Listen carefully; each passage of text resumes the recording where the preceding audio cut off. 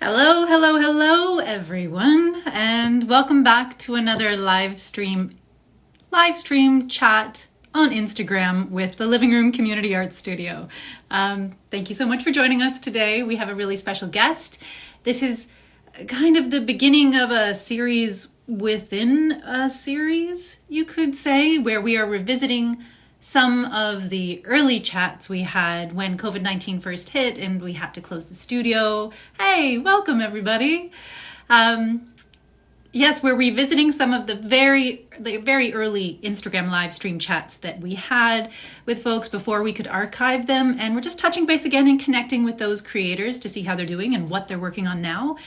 It's been 4 months since the world has changed, give or take, and so much has happened and so much is happening.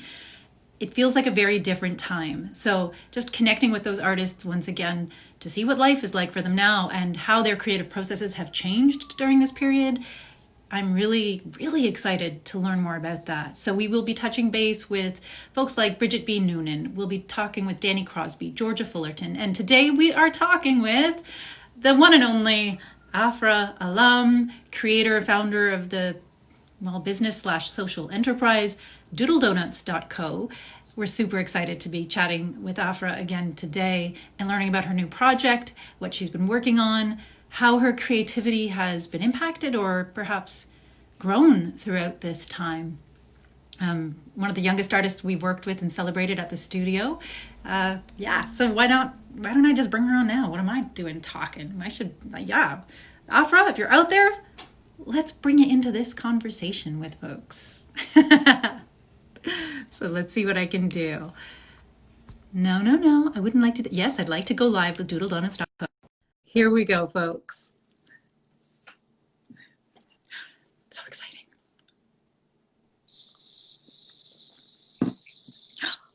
Afraa, is that you? That's weird. Just wait to see you. Can we see you, do you think? Yeah, I don't know why it's not showing up. I'll send another request. Okay. Are you on your phone or on your computer?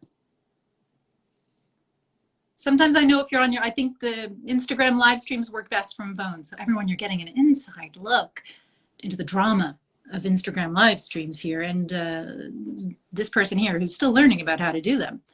So let's see. So I think Afraa has logged off just to log back in again. Oh, we're still connecting. Let's see, I'll cancel that. And let's invite Afraa on again.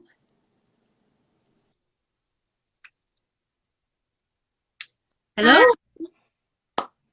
I am live on my phone, so that's weird. It was working before. Is your camera on? Yeah, my camera is on. Well, we can hear you. That's something. That's good, yeah. Oh, I was going to show you guys some things, but that's all right. No. We want to see everything. So, okay, I'm going to disconnect you now. So let's start this conversation and then send me ask to join. I'll wait to see that coming through. All right. So here we are inside Instagram Live.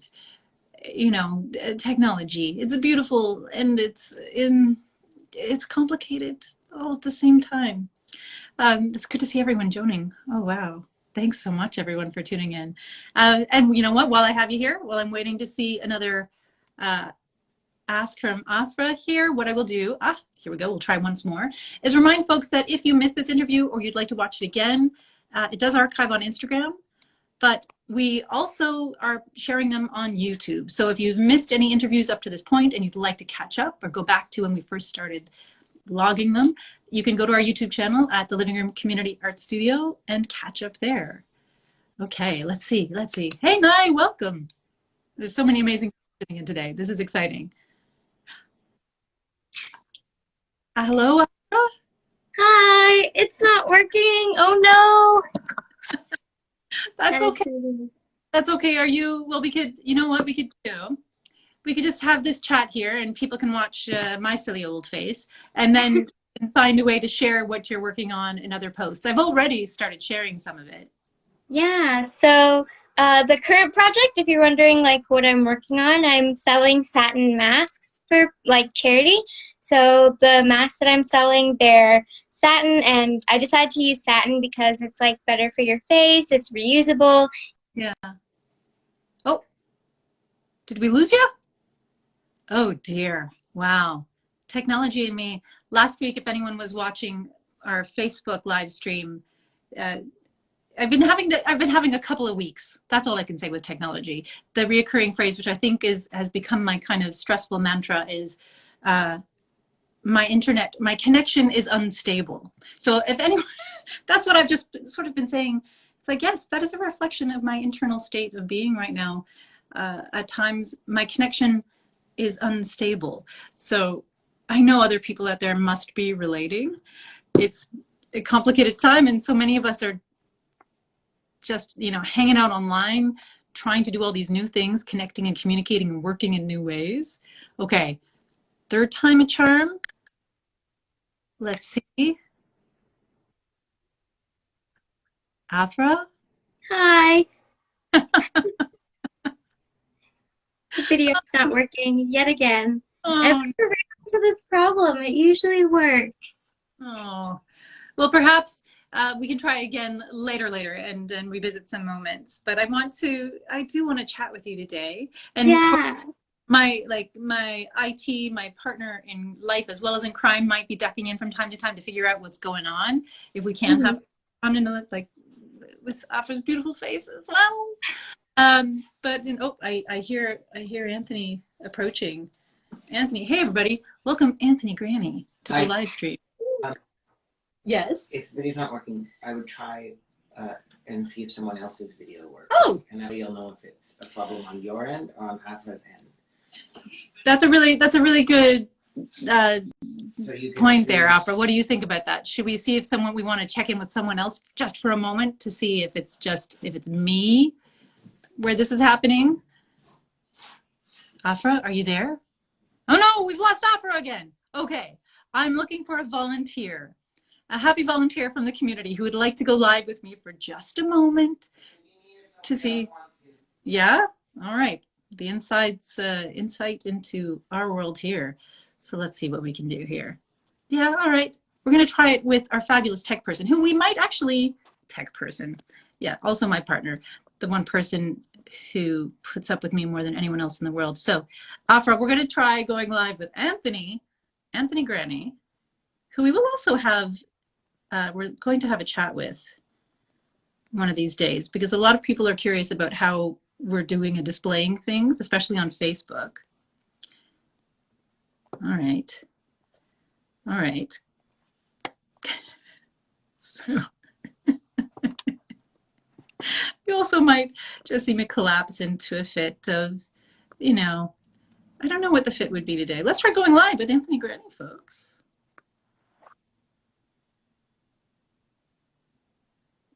We should have some music playing here. So, okay. Hi, Anthony Granny. And Alice, my doggo. Hey, Alice. Well, it's working. How are you doing, Anthony Granny? I'm all right. I'm very backlit. I'm kind of glowing. Turning on the filmmaker brain. I'm trying to get Alice in the picture. Hi. All right. Here's Alice. Here's me. Very much, but I'm going to say goodbye to you now so I can bring on Afraa. I really want to talk to Afraa. Have fun, everyone. Hi, Afraa. Bye, Anthony Granny. Bye. Okay, now let us try again. Thank you for being so patient, everyone. Let's see, here we go. I'm going to see what happens if I do that. No. No. Okay. One more try. And then we'll just do a little chat without image, but we will share all the pictures we can afterwards, if that's what to do. No. Would you like me to try for my account where I go live and then invite you on? You know what, that's really interesting. How about this? Why don't we do a little mini here? And then folks who are interested, follow me over to Afraa for doodlenuts.co and a little bit, and then we can do a live stream from your account. Do a little both. Yeah. How about that? That sounds good. That sounds perfect. Okay. So for those folks who are watching so patiently, thank you, everyone. Can you tell a little bit about yourself, who you are, what you do, what your passions are, all of that? All right, hi, my name is Afraa. I'm the creator and owner of DoodleDonuts.co. I specialize in hand-painted bags. Oh no, we've lost Afraa again. Okay, I'm gonna go over to DoodleDonuts.co. So everybody, why don't you follow me over there to Afraa's page, and then we'll do a live stream from DoodleDonuts.co so Afraa can show us all the amazing stuff that she's been creating for the community and for such a fantastic cause, championing and garment workers, helping support them during COVID because they're at the front lines of things. And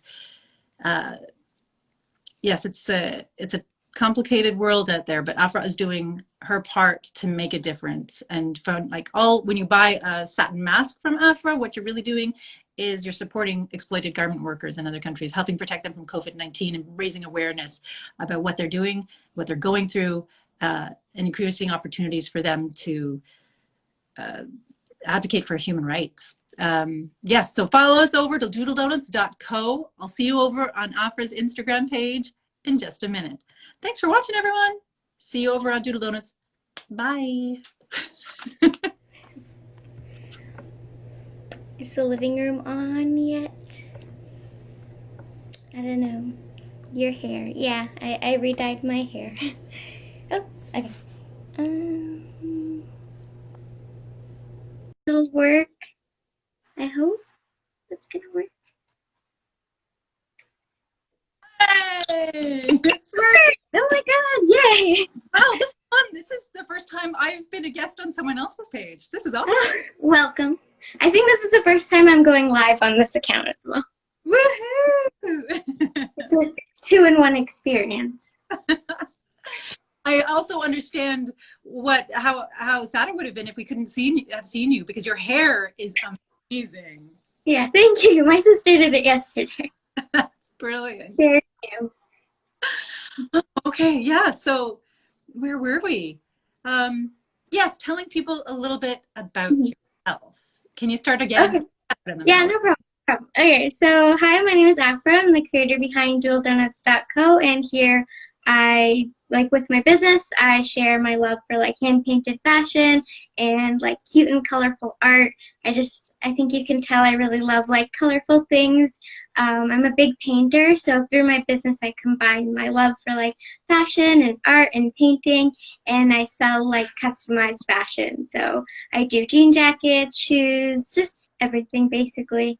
And I've kind of through the years turned it more into a brand. So I have a YouTube channel where I post videos about the art I'm making, and I post tutorials. So yeah, that's what I do. Amazing. And for folks who might be tuning into Afraa's live stream and wondering, who the heck am I? I'm from the Living Room Community Art Studio, and DoodleDonuts.co has graciously invited us on to their stream since for one reason or another, it just wasn't working today over on, connection is unstable. That's the description of my last 2 weeks. Anyways, thank you so much for being our guest again. No problem. I'm so excited. And because there's been, as I was saying in the beginning of the other video, it's been 4 months about since we chatted, roughly, I think. Oh, wow. I think so, because I remember it was the first one, or one of the first ones for the show and tell progress. But since then, things have changed. It's been different, I think.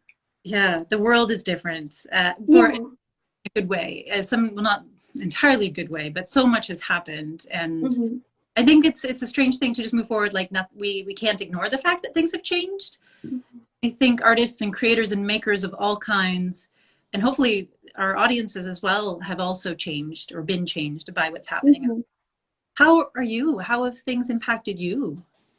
I think when we last talked, I was really discussing my goals for the next couple months, how I'm trying to, I guess, do more. But I think I realized that I lost a little motivation to do more. I was pretty excited and motivated, but I think as the time went by, I lost a lot of motivation. But more or less, I realized that as much as we do have this strange amount of time. I feel like maybe a lot of people who do art as a hobby, maybe they have a job or they go to school, maybe they feel like pressured to use this like spare time to really focus on their passion projects. But like I think also we need to realize that it's okay if you don't use this time maybe as productively as you were intending to, because like we're still going through a pandemic. Everybody, you're still in a time of, you know, it's different. So if you also were not maybe as productive as you wanted to be, don't beat yourself up for it, because it's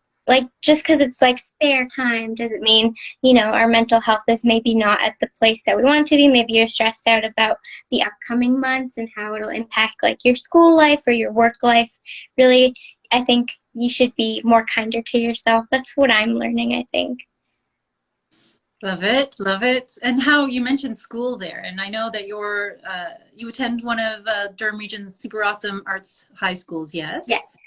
So how are you feeling about all of that? I will say I'm a little kind of worried about how things will open up. I think you know, I'm lucky enough I'm not working outside of my home. I work mostly in my home. I don't have any purpose to really go out, like as opposed to people who are like grocery workers or delivery people, or they're like frontline healthcare workers. So I feel like very blessed that I get to stay safe, but at the same time I'm thinking about like how will school be like when it opens up? Like will I have to go to school? Will I work from home? Like I'm not sure, you know. I guess there's no new information for students yet. Look like, No. wow. And that's I think a big piece of this. You were talking about mental health and taking care of ourselves, and the not knowing is a really interesting piece for those of us who struggle with anxiety or things like that. It leaves us in a really uncertain place that can be difficult to deal with. How have you been managing? Like, have you been doing anything creatively to channel things, or just kind of like other self-care things? I feel like maybe, you know, putting your time towards other things and even other people. Like, you know, I can't see my friends in person, but I'll also talk to them. Or sometimes we'll go on picnics. I've been doing that as well, like social distance picnics. But it's important to, you know, even if you feel like, oh my God, I just want to stay in bed all day, like, I think you should also be productive with your off time, and you should schedule in that like playtime or that off time or just relaxing time. I think that's really important to have like a work balance. And like I feel like now everybody's working from home, so that work balance plus like family balance or, you know, relaxing balance, it's kind of hard to find because you're just in one space, you know. Yeah, what are you doing? I've been trying to schedule in little pieces for myself. Mm-hmm. Kind of give it some like a different kind of structure. Have you been doing anything like that? I did realize pretty quickly that I work in my room, in my bedroom, so I think I was associating, and like my bed is in my bedroom, so I was associating certain stresses throughout the day for like when I go to sleep, I'm thinking about like, oh my God, what else should I do? Like, should I continue working on something tomorrow? So what I've been doing is I've been kind of separating my spaces of like where I work and where I relax. So I'm kind of like a project that I've taken on is I'm like creating a little space in my basement. I'm not renovating essentially, but just creating a more cozier space for me to work there, so I'm more motivated to work there. So like the sewing machine is in our basement, and I've set up like my YouTube space as well. So now I'm not associating kind of my work with my relaxing time. That's amazing. That's amazing. And for folks out there who are watching from the living room, you may not know this, but Afraa also has a YouTube channel, Doodle Donuts. Is it donuts.co or is it? It's Doodle Donuts Crafts, yeah. One more time? Doodle Donuts Crafts. Doodle Donuts Crafts. Yes. It's so exciting. And if you ever need a boost, a bit of brightness to your day, I can totally recommend going and watching one of Afraa's tutorials or like the show and tells that she does. It's amazing.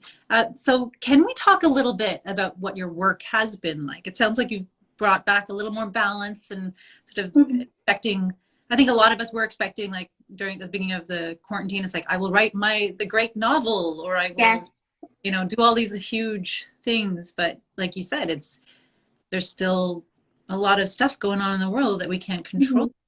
Yeah. not a vacation, and it's not exactly spare time either.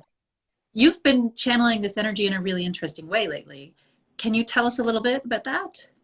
Yeah, so I kind of fell into a slump. I was like, a lot of people are like, I'm going to make a bunch of YouTube videos. I'm going to be super productive because in my, I guess, normal life, I'm pretty busy with like school. I volunteer as well. So like, I'm always thinking like, where can I fit in the time to like work on my brand and work on my passion project, right? So now that I felt like I had this like amount of spare time, I kind of put pressure on myself to really use that spare time, quote unquote, to work on my brand. But eventually I felt like I do have a lot of ideas and stuff, but I wasn't pacing myself, which really set me up to kind of feel burnout. And I realized, like, you know, I'm thinking of the whole situation very differently than I feel like is healthy.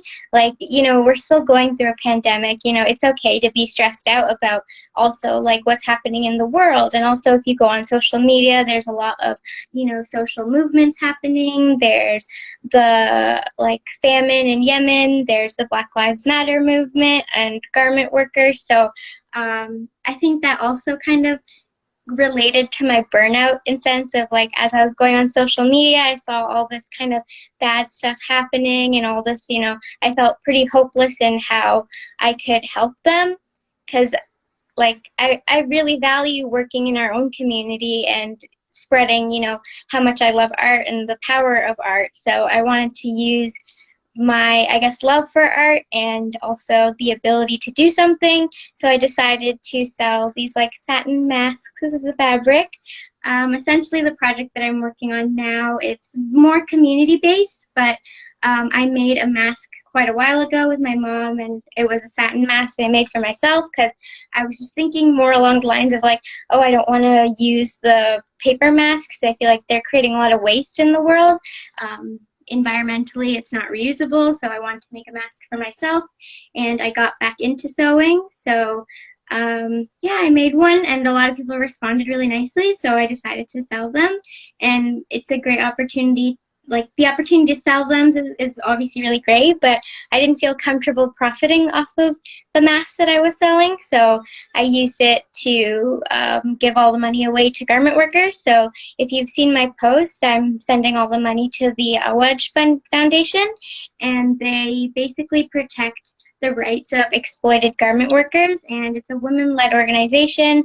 And overall, like, the whole website is really informative because it really goes it's really informative because it gives a lot of facts toward the ready-made garment industry, because it's a lot more, I guess, it's a lot more like layered in sense of like fast fashion is bad, but also those countries, like 80% of their economy is based around fast fashion and the production of those garments. So I think it's a good way where I can and other people can support the initiative to like live more ethically and shop more ethically as well.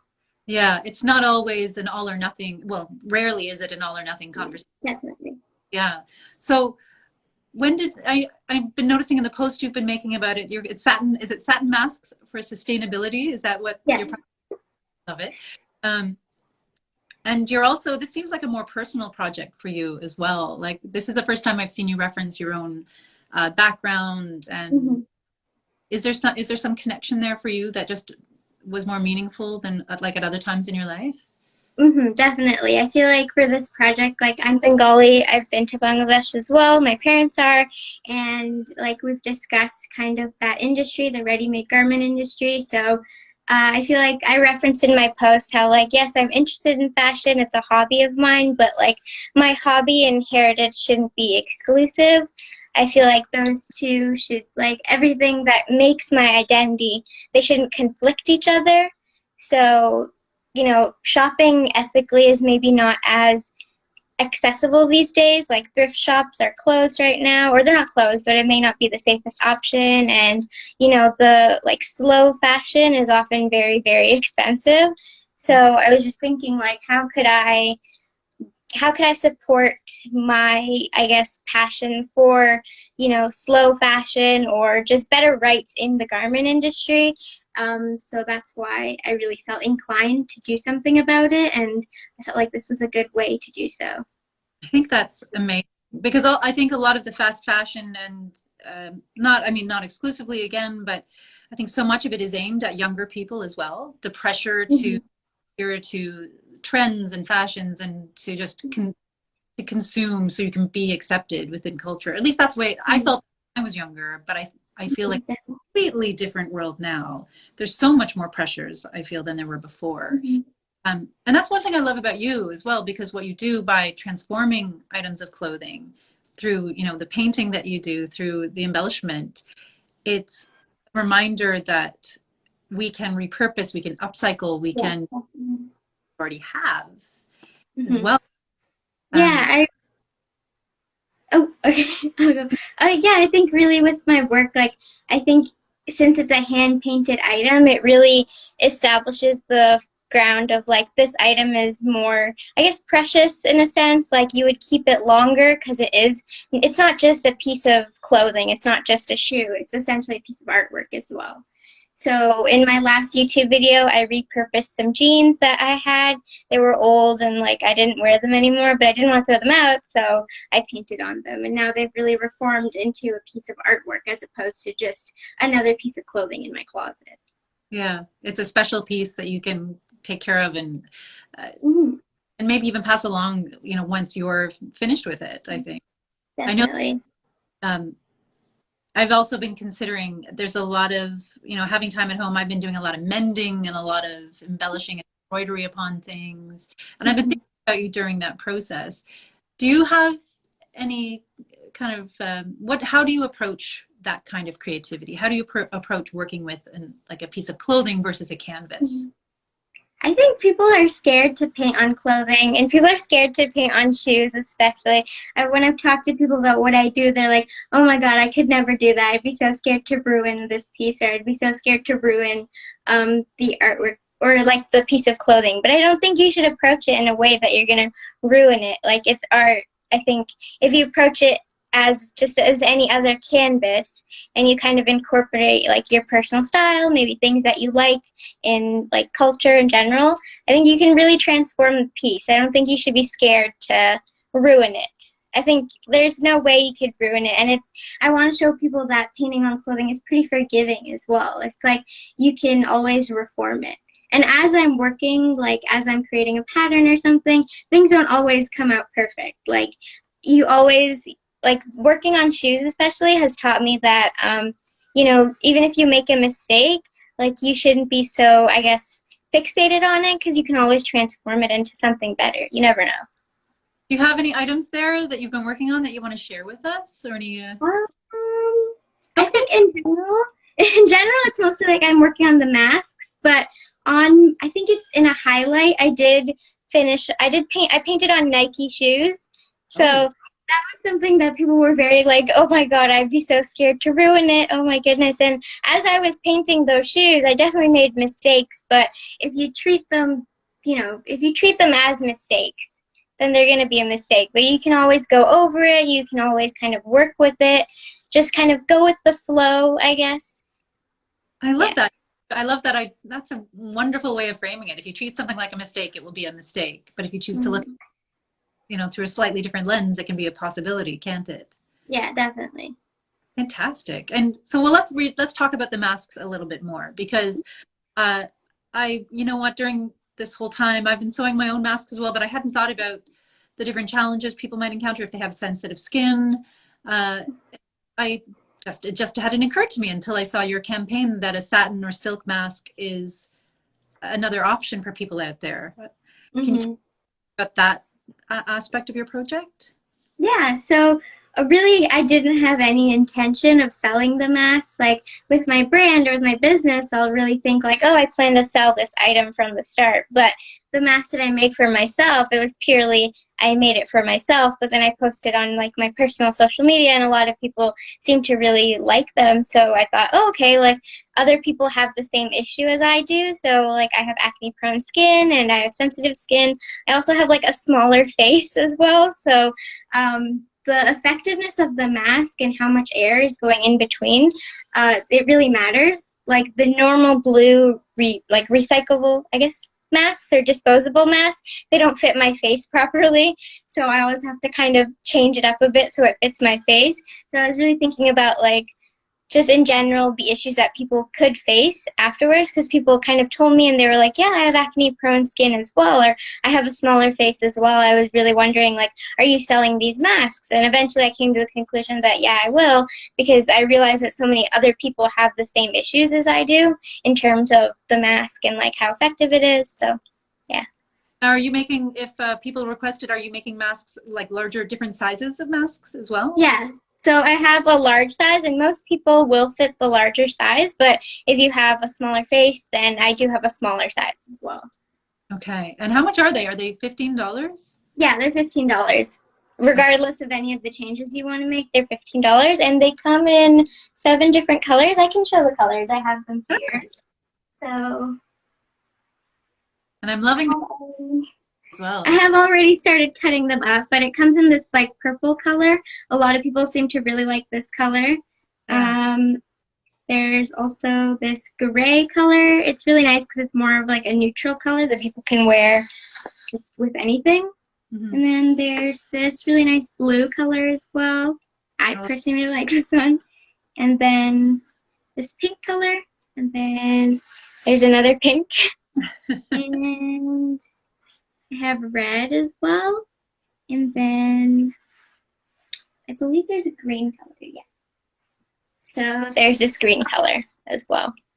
Beautiful. So they can message you or DM you through Instagram or on your Facebook page to order a mask? Yeah, definitely. I'd prefer Instagram, but either way, I'm glad to look around and make sure. We've actually raised about $365 so far, and it's kind of only been like a couple days. So I'm glad that so many people are responding so positively to it. Amazing. And I really didn't think that we'd raise this much or so many people would be interested in it, but I'm really glad that people have responded so nicely to it. Well, I think lately there's been, thankfully, there's been a lot of highlighting of injustice generally everywhere. And the exploitation of garment workers is such a huge piece of this that we don't often consider. And I think partly because we don't want to think about it, at least, you know, here in the world, because we like having things, you know, we like the convenience of being able to have these things in our life or order these things online, and we're not thinking about the person or the people at the other end who are creating them and packaging them and shipping them to us. But there's been a lot of information, especially in the last few days, about the manipulation and marginalization, exploitation of these workers.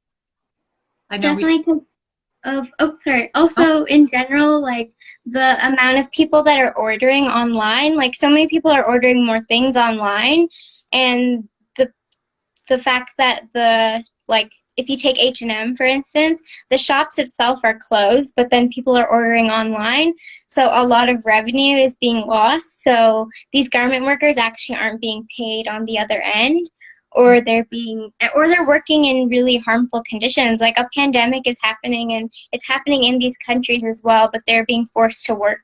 They're being forced to continuously produce as you buy more things.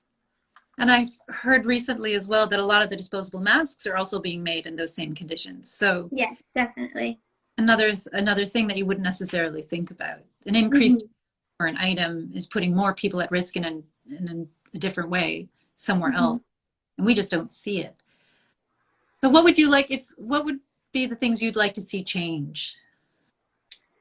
In the world, or as a consumer, as someone, I think as a consumer, if you are interested in fashion, I think you don't have to, I'm really interested in fashion. When I was kind of looking into like ethical fashion, I was really afraid that I'd lose my personal style, or I was afraid that I wouldn't be able to express myself through what I wear or how I create things, but it's really not the case. If you do your research, there's so many like small brands that you can look into that sell ethical fashion, ethical jewelry, ethical, just like everything. Like if you look a little smaller, I think you can really find places that appeal to you. But in general, as a consumer, I think it's really important to buy less and just buy things that are of quality rather than quantity. Like if you are going to support a fast fashion brand, there are brands that are really good quality, so maybe you purchase one item that is very good quality and will last you a very long time. So like if you buy winter wear, maybe buy like a coat that you really like and that is good quality, so it'll last you a couple winters. Yeah.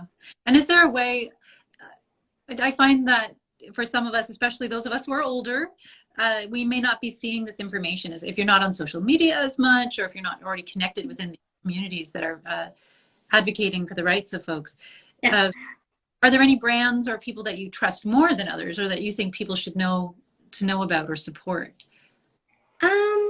I'm still doing my research myself. I think also my personal style is a little different than maybe the general style, and also different age groups have different kind of interests and what is comfortable.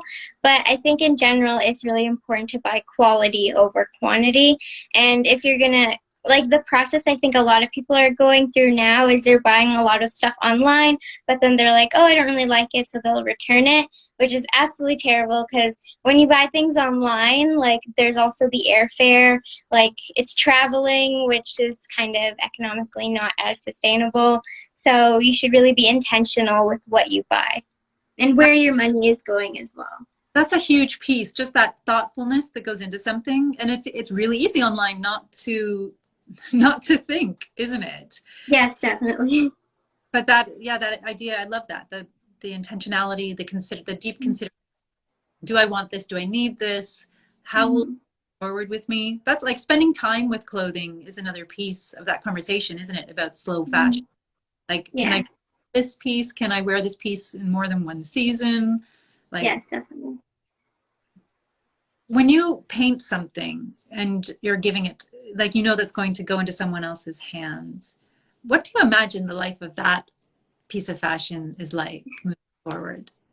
I honestly, like, I feel like it's kind of breathing new life into something that is kind of boring. Like, I think of, like, my jean jackets. A lot of the jean jackets that I have, they're either thrifted or, like, dead stock, which means that they aren't being sold, or they were going to be recycled, or they were going to be disposed of because it's kind of out of trend, or it's out of, not enough people bought the amount that they made. So that's what dead stock means.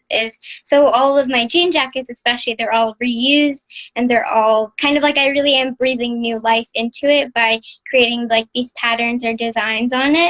Overall, like, I really hope that people enjoy them. When I do custom orders, I'm always thinking about, like, oh, how will this person wear them? And it's really nice when, obviously I can't give the pairs of shoes or the fashion that I'm creating in person, but I love selling in person because I can really see, like, how the people react and how excited they are for, like, what I made for them. That's something that now we're having difficulty with. I have other friends who normally this time of year, especially, you might be doing markets, you might be galleries and things like that. Are you doing or exploring any of those options this summer, or is everything online for you? I did have some things lined up. So I was actually going to be a camp counselor for the Station Gallery, and then I had an event. It was called the Pretty Heroes Convention. It was basically around, like, Sailor Moon, and just, I guess, it was embracing femininity. I thought that was a really good representation of my brand, so that's why I joined it. But unfortunately, it got postponed to November. So that kind of unexpected changes. In the beginning, I was really kind of devastated about the fact that I was, like, kind of uncertain on where my summer was going. I personally, like, I always need to have a plan of, like, how I'm gonna do, like, what I'm gonna do in the next couple months, or, like, kind of being a person who needs a plan and not having a plan. I'm learning to really just, like, go with the flow, really kind of take it day by day. So that's, yeah, I guess, in general. Day by day, moment by moment, some days. Yeah. And also, like, not losing these opportunities, but not having these opportunities where I can sell in person. I'm, like, kind of researching the different avenues that I could use. Like, if I was still on the pathway of what I'm going to be doing for, like, a show, I would have been creating things that I've been creating for years, as opposed to trying something new, like the masks. And that's a beautiful thing, like the newness, or the things that are new to some of them. There's been so much. I think we've all been exposed to new ideas, new ways of thinking, new ways and how to actually practice, new ways of moving through the world, opportunities that we might not have taken advantage of not time. That's actually something I wanted to connect with you about as well, because you are hugely inspired by Kawaii, Yeah. right? And Hmm. that is an art form or an aesthetic, I suppose, that is normally considered to be very cute and sweet and joy-filled. What happens to Kawaii during a time when so many people and places are not feeling joyful and cute? And Definitely. yeah. In the community, I really appreciate how, we haven't just been going on as if nothing's happening. Like, I've seen so many artists who have a similar aesthetic as to what I do.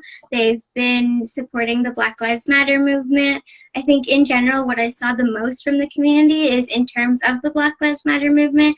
A lot of the people were promoting Black artists in the community and like Black fashion influencers, etc. And I thought that was really important because you kind of realize like how marginalized BIPOC is in every community and how it's so important to uplift these voices, because if you think about like just in general starting a business and sharing your passion, like what you do, or the Kawaii community is pretty unconventional to a lot of people. So there's like maybe some judgment from people who don't understand. So I think in general it's really important to uplift those voices and uplift those Black-owned businesses in our community. So whether that be fashion, art, in general, YouTube. Yeah, I just think it's important to. I'm just really proud of the community, the fact that like we aren't just pretending like things aren't happening and we're like, oh, look at this cute new outfit. Like there's more important things that we're addressing as opposed to just ignoring it like some other communities or some different areas. Yeah, that's hugely inspiring to hear. And of course, one of the things that art does so well is it shines a light. It gives platforms for different voices to be. Do you have any favorite artists that you've discovered throughout this process that you want to share or sort of give a shout out to? Her name is Studio Mucci, I believe. I'm not entirely sure. I'll probably post on my story some different Black artists and BIPOC artists that I found over the course of the movement and just doing my own research. But I've really found different artists and how they're embracing like this kind of different aesthetic, this more colorful aesthetic. Honestly, like a lot of things just aren't, I find that aren't made for POC, or there aren't, especially in fashion. I think in general fashion is a very, I wouldn't say cutthroat, but more just it's more suited for different people, or different people think like if you take like a certain outfit, some people would be like, oh, it doesn't look good on a certain body type, or it's very exclusionary. So to find artists and to really build my following in a way that they really embrace different parts of their identity and different parts of their inclusiveness in terms of fashion. Do you think moving forward that your art has been impacted, like forever changed by this experience we've been going through? Definitely. I think in the beginning I was very afraid to show a part of myself, or like I was afraid to kind of bring things of my identity that clashed with one another. So through the like initiative I'm doing currently with the mask, I was able to express like my Bengali heritage and my like past experiences and stuff. So I think now I'm less afraid to be more inclusive of my own identity and use my platform to share like different aspects of my artwork and different aspects of my identity through my artwork. That is so incredibly exciting to hear. I hope so, yeah. Why do you think there was a clash before? Why do I think there was a clash before? I think more I just was afraid of certain parts of myself being, I don't know, not exposed, but I just felt that maybe they contradicted each other. I feel like a lot of the times as an artist or as a business owner, you're really trying to fit your brand into a box, or you want your aesthetic to look a certain way, but the more you curate things, the more you're treating it as like a two-dimensional experience. And I feel like my business or my brand, the more that I kind of try to perfect everything, the more I lose that like authenticity. So I think over the next year or so, I really hope to bring certain parts of myself. And I think honestly, the avenue that I'm using YouTube for. I hope to do like artist vlogs, and I hope to show more of my personality and who I am and what I create, and more the behind the scenes aspects, because oftentimes people just see the polished Instagram photo or the polished finished piece of artwork, but I want to show people the process of creating things, how I do things, and I hope to be more authentic. You know, I love all of that. That's amazing. And it's interesting. It's a conversation I've been having with a lot of artists, specifically artists who are more marginalized, or I'm hearing very similar things. The desire or the need to fit in to someone else's cultural expectations with regards to the products they make for them, or things like that. And one of the things we could keep discovering, or we seem to be discovering right now, is the more specific you are, and the more you know, as comfortable as you can be with connecting to who you are and what makes you unique, why your voice so specifically you, that actually increases the appeal and the timelessness of something, because you're the only you that exists in the world. Right? I think just learning to be less afraid of like, oh, what will people think of this thing if I show, like if I'm thinking like, oh, because obviously like I have so many failed pieces of artworks, but I haven't shared those on the internet, or I haven't shared through YouTube or different videos. Like when I edit YouTube videos, it takes so long for it to get to that final stage where other people will see it. But I hope to share more of like, you know, I'm not perfect. The artwork that I've made is not the only artwork that I've made and I've shown you. I've created projects that have failed. I've created mock-ups that weren't really that great. And I do want to share that with people, and I want to be less afraid to share that with people. I think before I was afraid that they'd think like, oh my God, she's not like, I guess she's not fit to be a brand owner. She's not like fit to be an artist, or like I'm not good enough, I think. So I think now to show the authenticity, because I appreciate, as a consumer, I appreciate seeing other artists kind of talk about their experiences, not only being a business owner, maybe they're by POC as well, or like I appreciate that authenticity. So I hope I can also bring that to other people. That's beautiful. That's pretty inspiring. I can relate to that, because sometimes the people, like when we create content, it makes it look easy, and it's not easy. There's so much work that goes into everything that happens. That's inspiring. I'm going to take a little bit of that, and I'll put it in my pocket as well. So on that line as well, do you think that your artwork will begin including more Bengali themes, more things representative of the culture that's close to you?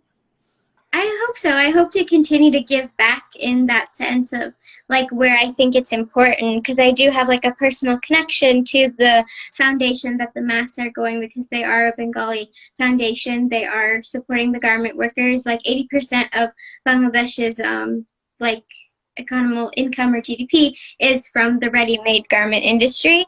So I really hope to continue to use the income that I create from my business and from my artwork to support these initiatives that I think are very important to me. That's amazing. Afraa, thank you so much for being our guest today, and for letting me be a guest on your page. I'm so sorry it didn't work on the Living Room's page. I know, but you know what? It was fun to be a guest on someone else's page for once. I liked that.